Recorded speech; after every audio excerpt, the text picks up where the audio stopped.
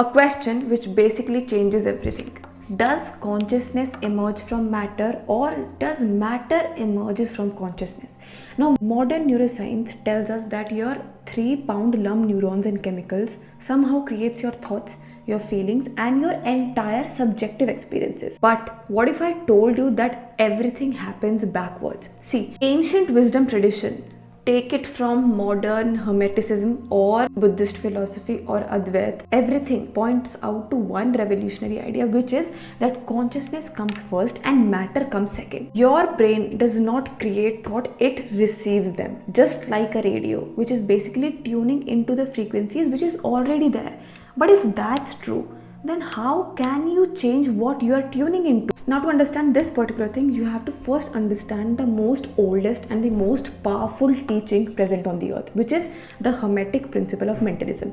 Now it says that the all is mind and the universe is mental, which basically means 3 massive things. The first is that reality originates from the universal mind or consciousness, not the physical matter. Before atoms, before stars, before this universe, there was consciousness, and the universe is a mental creation. The second is that your mind is not separate from this universal consciousness. That is why, your inner intelligence is somewhere connected to that universal consciousness, and that is why it has infinite intelligence. That is why I always say in my videos that whatever I teach, or the thoughts which I carry, is connected from that universal consciousness. And hence that proves this second point, that your mind is not separate.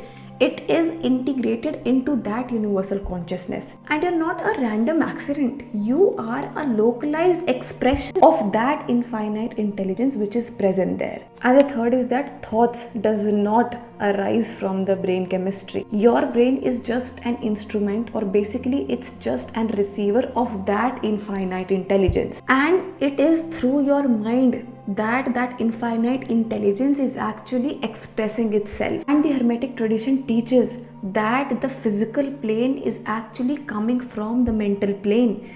Your mind is creating your reality.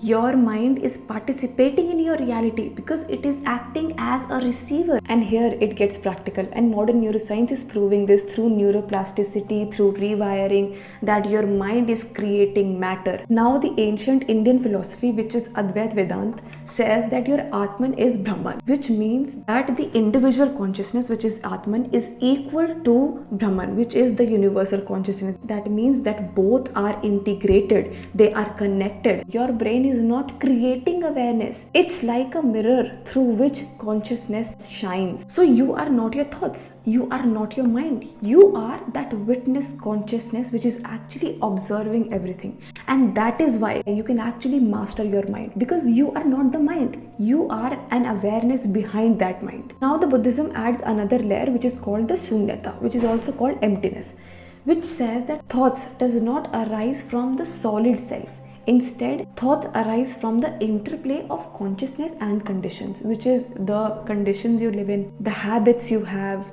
the karma you did. So when all of these get connected, it actually becomes the medium of which thoughts will you tune into. Now let me explain this through a complete model. So there are 3 levels of thought origin. The first is the universal consciousness. Now this is an infinite intelligence field which has all thoughts, even the thoughts which you are not thinking of.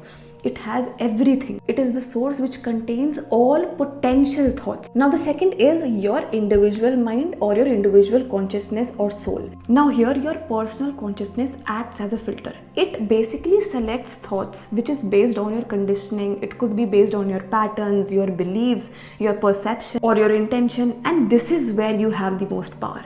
The third is your physical brain, which is the biological instrument which is translating that consciousness into neurochemical activities, and which is basically creating an experience of thinking. So that means that your consciousness is using your brain to bring it into reality. That means that you can actually change your reality.